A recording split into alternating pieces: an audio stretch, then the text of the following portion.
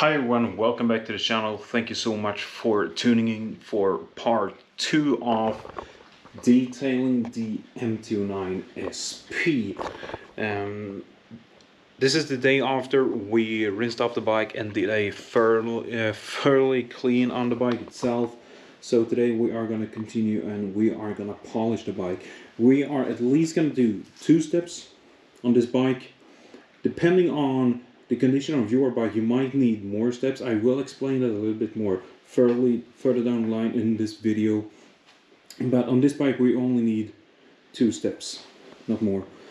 And of course, when we're done with that, we're also gonna do a ceramic coating to protect all the work that we put down on this bike as well. So yeah, as you can see here, I put on some masking tape here for stuff that I want some extra protection on. The tank pads, the black details over here on the upper part of the tank, and of course the frame here. Same on the other side as well. Of course I removed the seat because I want to get all the way down here as well with the machine as well. I actually decided to remove the front fairing, yes, because it was a bit too big of a hassle to polish the front fairing when it was still on the bike on this section right here. So I actually removed it. So I'm gonna do it on the ground here instead just to get a better job and angle on it. And also, as you can see here, even throughout the fairly clean we did yesterday, there are some dirt still here. So of course I'm just quickly gonna do a quick wash on this as well to get it prepared for polishing. This section right here, of course, is where the front forks are sitting right next to the fairing right there. So yeah, it's not weird that we didn't really get all the way in there either way. So yeah, we are gonna clean this one more time before we get to the polish. Let's go through what you will need for this kind of work. Starting off, masking off with any masking tape, doesn't really matter. Mask off the parts that you don't want to polish and protect. In some situations you might need some clay bar. I don't really need it right now because the surface is still pretty clean, but if there are still some dirt left, like tar spots and stuff like that, that is really hard to get off, even if you have done a thorough clean. The clay bar is the way to go. The only thing you need, heat up the clay bar with warm water.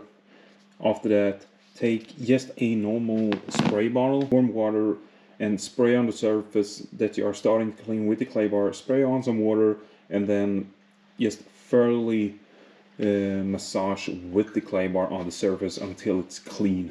When the clay bar is dirty on one side, just fold it over to a clean side of the clay bar and just continue. When you're done, clean the clay bar, put it back in its case, and you're all done. Are ready for polishing. So as you can see here, we have 3 pads right here. We are actually only going to use the green one and the black one today. The orange one is like refined. It's a bit more heavier cut. It's like a medium cut, but it's heavier than the green one. The green one is for polishing, and the black one is for only like for finish. This doesn't really polish so much. It only gives you more gloss on the surface itself.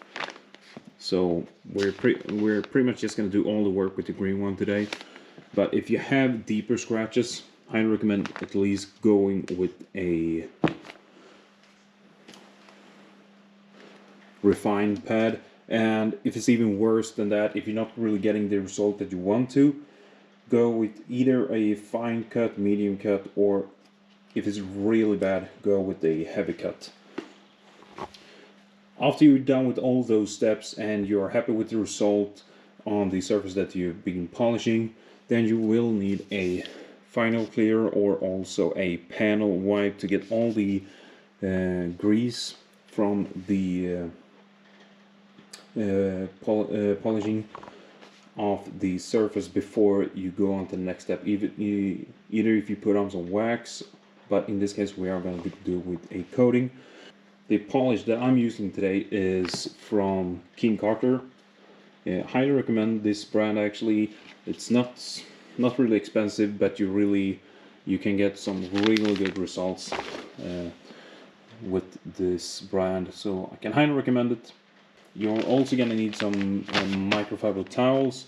I don't recommend going with new ones when you start polishing, but if you already have a really good set, of course that will work, as long as they are completely clean, of course.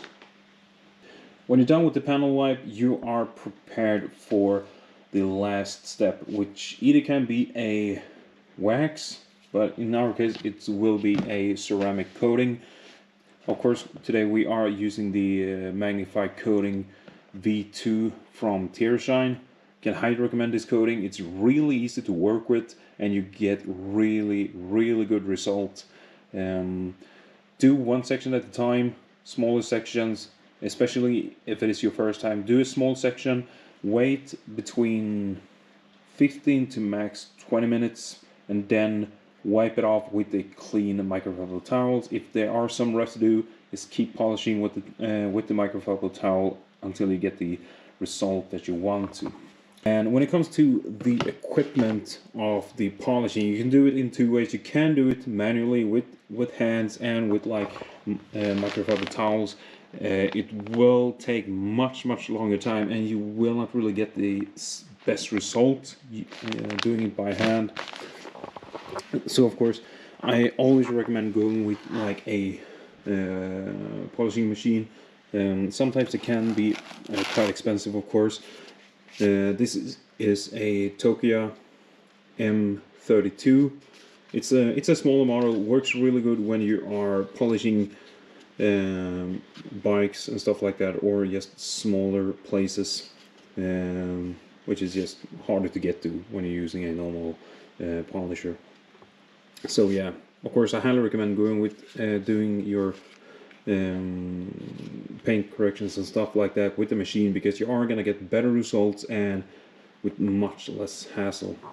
If you have any other questions when it comes to equipment, brands and stuff like that, leave a comment in the comment section below and I will answer it as good as possible.